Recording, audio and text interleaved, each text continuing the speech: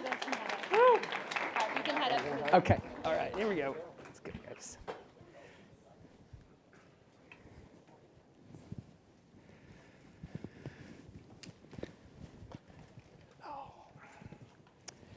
All right, let's get started. Thanks everybody for joining us. We're going to talk today about the future of virtual production in music, and we're going to highlight a specific project that we all have worked on over the last couple of months. And to kick things off, we'll do some intros. I'm Brad Spar. I head up the Sony Immersive Music Studios team here in LA. And Saul will introduce himself next. I'm Saul Levitz. I work at Columbia Records across video and content. And I'm just really enamored with the new technologies that we bring to our music artists on the daily and new doors. So that's kind of my part here, is just that intro level and just getting this new stuff in front of our music artists.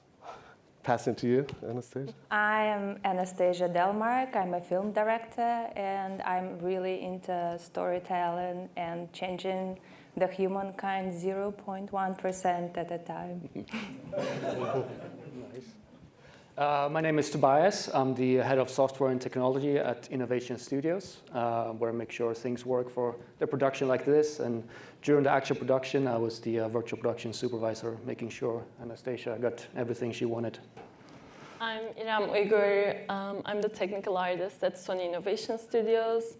We're just trying to push the technology forward, and with this project, I helped with scene operation and just working with external art teams to get their scenes in their walls. Good, thank you. So what we're going to do today is we're going to do a case study on a project we did with Columbia recording artist Aniko for a music video called Jericho that was just released last week. And it was the first time we utilized this technology from Sony Innovation Studios. It was a very exciting project. But Anastasia, maybe to kick us off, why was Aniko the right artist for this technology? Why was this project relevant for this? This is the second time we worked with Aniko. Aniko is a very strong artist with really strong artistic core. And they came to me with this idea that was laid out in the form of a script that basically needed to be a movie. And we had only two directions we could go. It could be a green screen production or an XR virtual production. And of course, I love to make things like this in an immersive space where the artist can feel and act and fully absorb the environment. As well, we can go through the day easy. Everything is done in pre-production rather than in post, so I have a very dedicated, specific set of frames that we're shooting. And also, it just opens my hand as a creative, so that was an easy choice. Good, good. Well, what we're going to do is we're going to show a quick 2-minute BTS of this production the day of the shoot, and then we're going to spend the rest of this discussion unpacking the whole project and what went into it and how it was put together. So let's go ahead and roll the video.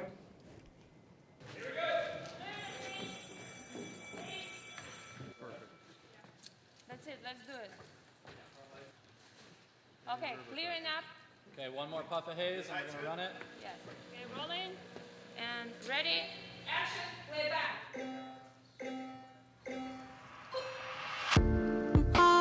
I'm from outer space. I got Milky Way for blood, evolution in my veins. I'm gone, I've been far away. I'm illuminated, I'll make a move, start the waves. I've been dreaming about flying for a long time. I had a vision from the praise they want a cosign. Artificially intelligent AI. I'm your future, past and present, I'm a fine line. Yeah, I'm a missile of this illusion. I am not really here, I'm an intrusion. I don't swim or sink, I just float. I don't need gravity, I just need growth. When I move, it's in a quick rumble. I won't ever fall, never stumble.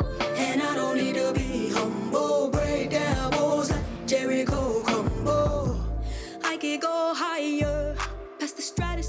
I can catch fire. I can go hard, I don't even need to try it. Star blood, I don't ever get tired. Predestined, written in stone. I feel it coming in, I feel it in my bones. Heavily protected, never alone. Tapped in, I'm connected to the unknown.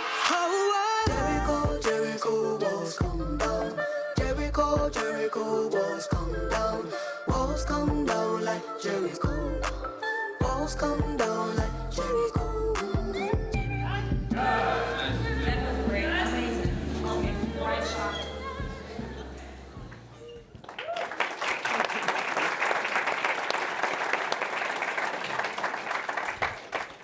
So let's dive into this. There's a lot to digest in that video. Let's start with the Sony Innovation Studios LED volume. And Tobias, why don't you tell us a little bit more about this facility and its capabilities? Yeah, sure. So we built this volume for creators and creatives to really, a space where they can realize their vision. So with that mindset, that kind of led into a lot of our decision making in everything we made there. And how we created it. So we use Sony panels, which are basically, the C-LED panels are color graded basically, so there's very high color accuracy. As you can see here, we have a lot of panels. And they make up about 12 UHD sections for the wall, 16 for the ceiling. So we have a lot of resolution we push. And what that gives us is we have a large shooting volume, but in a kind of compact space. And by that, I mean you can bring the camera closer to the LED wall without getting a lot of artifacts. And that gives the creatives more freedom to where they place camera, how they use it, and all that kind of things.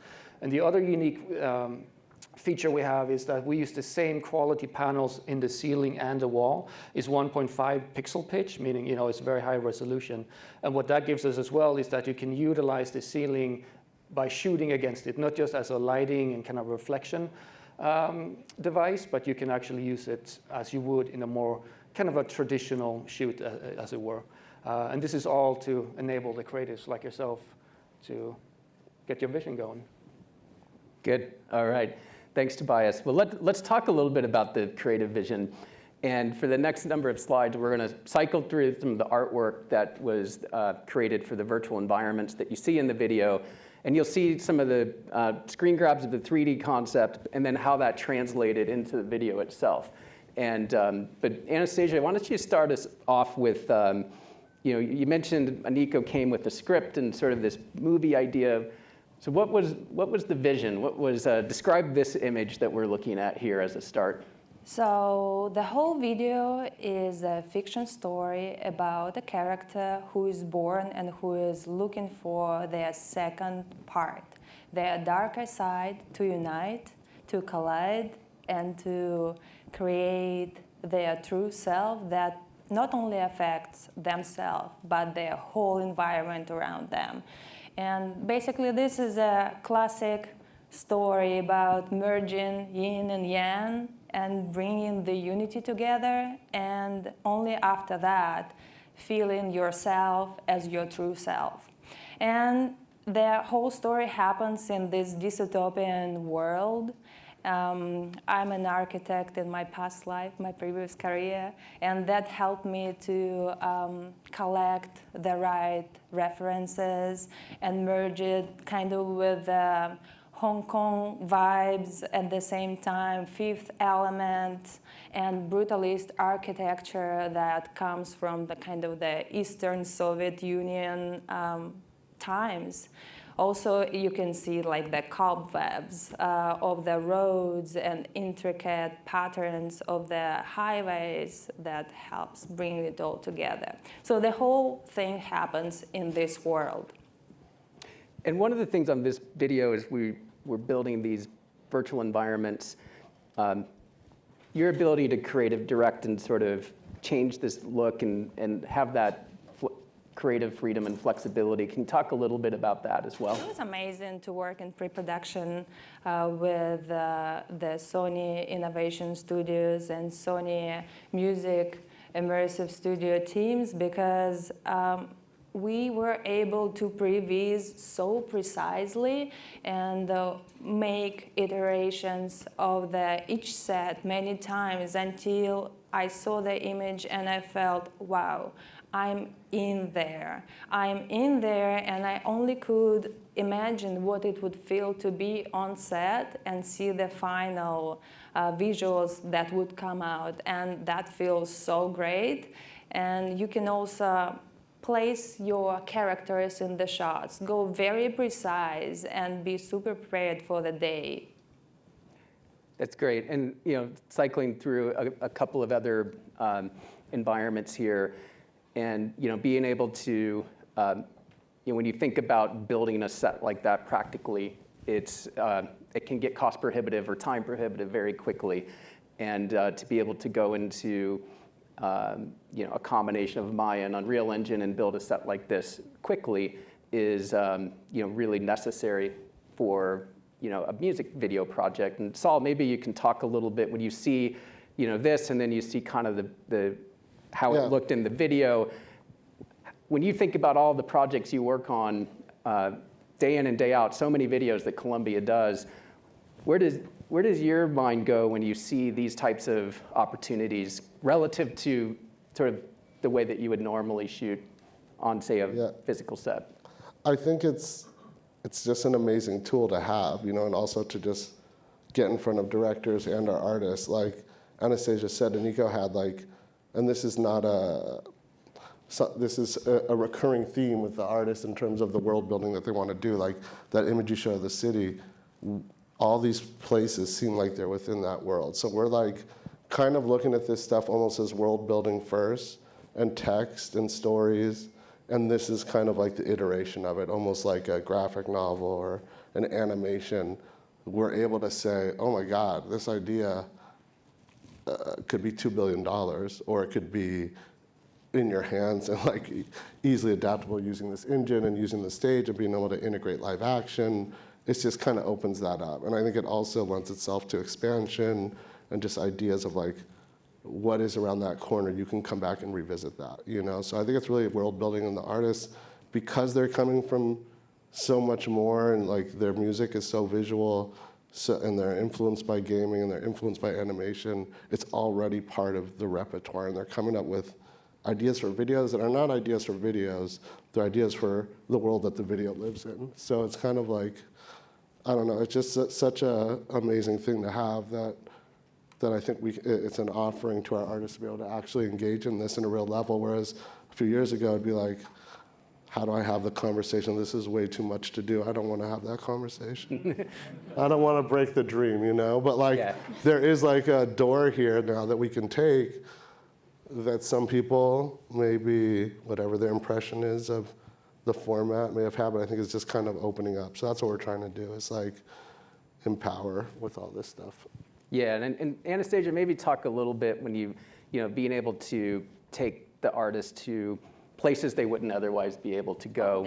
Something like this, trying to find an actual location somewhere around the world, even if you found it, how do you get a crew there? How do you do this? That would be completely impossible to scout all of these 5 places in the real world.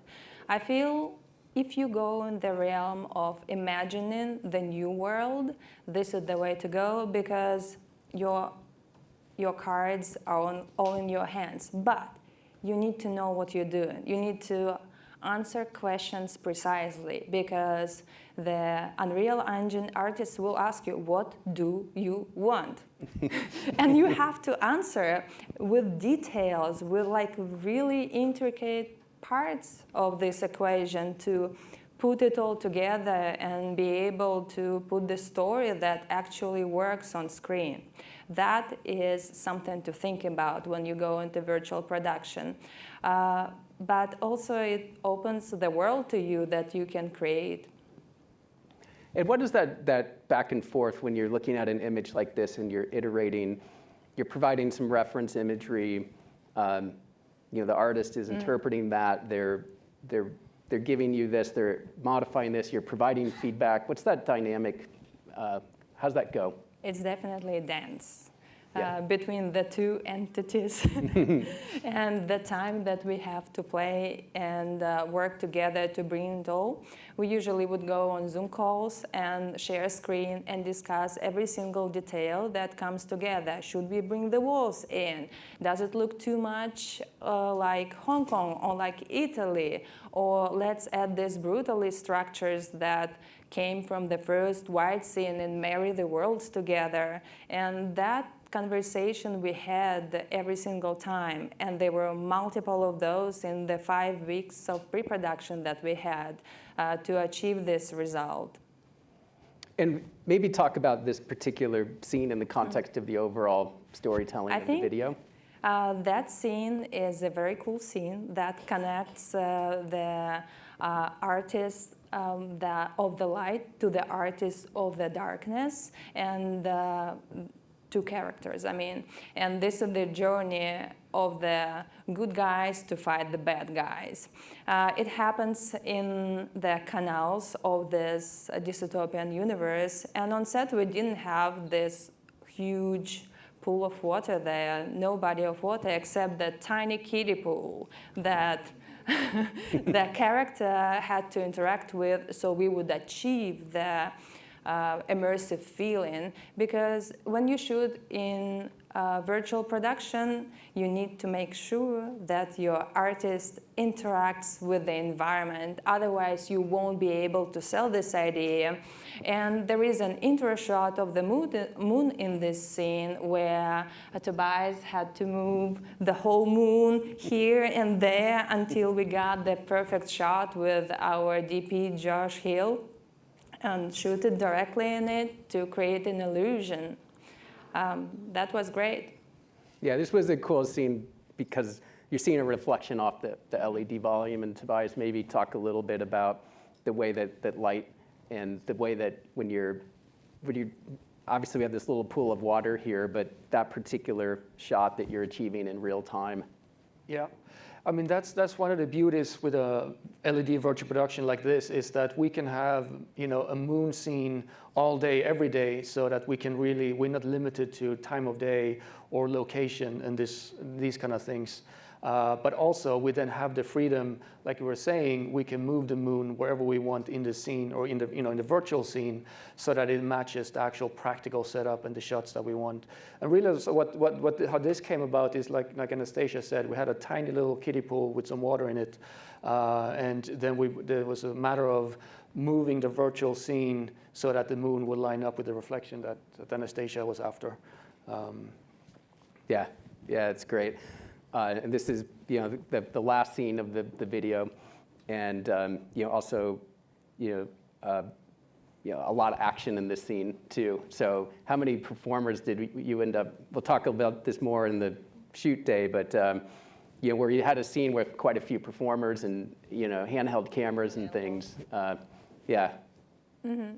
This performance had a choreographed fight and a lot of action, so the camera could actually go handheld. And with the Unreal Engine and virtual production, you can have a very seamless feeling and motion blur that is required for the fight scene to be shot well that we had. And that was really cool.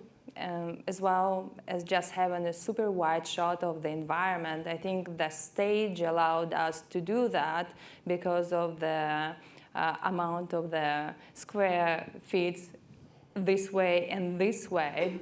And also, basically, the environment and the stage supported the possibility to shoot a wide shot of the fight scene. Good.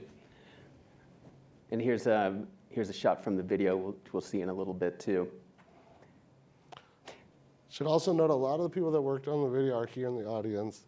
So if you guys have specific questions, ask the people here. Maybe you can raise your hands, but did an amazing job. Yeah. So talking a little bit about the pre-production process and the optimization, and Iram, why don't you start us off as, so we're making these environments, we need to get them on the wall, we need to test them, we need to make sure that when the camera rolls, it looks correct and everything is operating, what's that dynamic as a technical artist, and what are the things that you're thinking about when we go through this process? Yeah, so it's a different process when we build the scenes and now we put them on there. And when there's an external art team that create the scenes and they put it out there, we basically support them regarding what they need to do specifically to make the scene work well on our walls, which requires a very intricate reviewing process. So we have to be in touch, in constant communication. And if the external art team has never done virtual production before, there are specific things we have to tell them or give them guidelines about. In this project, for example, basically like what you see on the PC is much different than what you see on the LED wall. So that is a big challenge because most of these artists don't come to the stage, or they might come like once or twice. So we had to figure out ways to show them how it looks on the stage by like having Zoom calls and getting the footage of the camera to PC somehow and showing them how it looks. Because the color space of the PC is different than the LED screen, and the scale is completely different. Like they have to probably put on VR goggles to actually understand what the scale is like. So there's definitely a lot of back and forth with that. Other than that, obviously optimization is a big part of it, where like we use Unreal Engine, and for all the industries there are different optimization techniques and different things to optimize. And for us, one of the big deals we have is we have so much resolution on our wall, like you can't compare it to the PC you're working on. That's why they have to push forward with the resolution and optimize other stuff to make room for that, accommodate that. You always want that safe space to be there. That's one of them. And other than that, we use multi-GPU rendering, which is not what you see on your PC again. So that also requires more optimization. So yeah, definitely a lot of communication with that. Other than that, so pre-production is, like I feel like 90% of the job almost in this context, like when you compare it to conventional production, because there it's like pre-production and post-production are very similar. But here we have to work on the pre-production so much so that we don't have a hard time during production. So that's why naming conventions, the structure of the project, so that we can find the assets that we want to change during production is very important. Other than that, yeah, the external art teams were very excited to work with us, which was really fun. And how about the dimensions of the stage? There's a ceiling. How do you sort of articulate to an artist to make it all format correctly? And how does the camera see that and stitch it all together? How do you prepare for that? So yeah, there are like new virtual production tools coming up that we're trying to use, but it's always an experiment really, because the technology is going so fast. Like it's kind of cool that even for a project timeline, there are like new versions of software coming up and plugins, whatever, or the plugins we have to work on. So there's always that, like pushing the technology while still working on the same thing. Because of that, we have to like stay in communication all the time and show them as much as possible, really.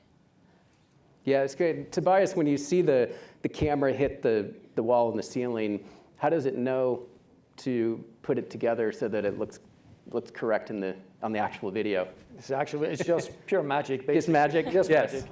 Easy. No, so basically around the stage, we have a bunch of tracking cameras. We use OptiTrack on our stage, and that keeps a track of position and orientation of the practical camera. And based on that, we basically project this onto the screen based on the viewpoint of the practical camera. So if you just go in there and you look at the wall with your eyes and the thing is moving, it's going to look very strange. It's going to look distorted. You can kind of see it in the images here. Like the ceiling looks all weird and distorted, but through the camera, it will always look correct through the tracking setup that we have. Good. So let's talk a little bit about the day of the shoot. So this was all done in one day. It was a long day. So Incredible. Let's talk about the dynamic. Anastasia, maybe start us off that we have 6 environments that have to be captured. There's a practical set for these environments that have to be assembled and built and taken down, and there's a cast, there's dancers, there's choreographed fight scene, there's a Nico. How do you manage all of this in one day? By miracle. Actually, a lot of pre-production was involved, and we had moving parts already on set 1-2 days before we went into actual filming. So on the day of filming, we had still to move the pieces from the location where we had all our production design on set, check how it all blends in, if we need to move some pieces in the real practical set, or we need to remove one box in the virtual set on change maybe a little bit here and there, so it seamlessly blends in. So that takes time. The good thing is on the lighting aspect, because our screens give us such a beautiful wrapping light around the character. We need just a little bit here and there to get some catch-eye light in the eyes, and that makes it so much better. If you need to add a flag, you can add it on screen. If you need to have some green screen patch, you can also add it there. So that makes it faster. But it was a really kind of an organic. We moved as an organism through it, all the teams, and definitely it was a communication between the art department, between me, between all the Unreal Engine parts, and between our production design. And this is how we made it happen. But it was a 15 long hours day, and we were all very tired and very happy by the end of it. Yeah. And Tobias and Aram, on the, you see on the image on the right, we've got the environments up. They're being looked at on a PC.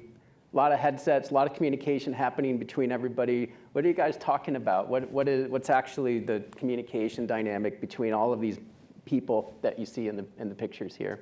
Yeah, I mean, it's interesting. There's a lot of things going on a stage like this. There's all the technology behind it. Like I mentioned, the tracking cameras, the actual software to project the screens themselves. Of course, there's all the people then. We got the director, we got the scene operators. So there's a lot of things that needs to happen in a kind of a smooth way as possible. So the communication is really about what Anastasia wants. So it's all based on her direction, based on her needs. So we try to be on top of that constantly, kind of preempt what we may need. If there's a scene change coming soon, then we communicate that amongst our teams, like, hey, okay, scene's coming up in 5 minutes. So we are ready for that, so they can do the changes as necessary. There's a lot of communication with the DP in terms of lighting setup. What always happens is that we have a combination of practical lights like you would traditionally, and then you have the virtual lights, which is based on the scene, the virtual scene. And what always happens is that you want to tweak the virtual scene. You want to add on some light there to get whatever it is, some fill light or something. So the DP has a lot of requests for what he or she needs. So that's then communicated through the art team in that kind of sense. And that kind of goes back also to the pre-production in how important that is to also pre-visualize a lot of these things so that you can preempt a lot of that. So we know up front, like we met a couple of times before the actual shoot.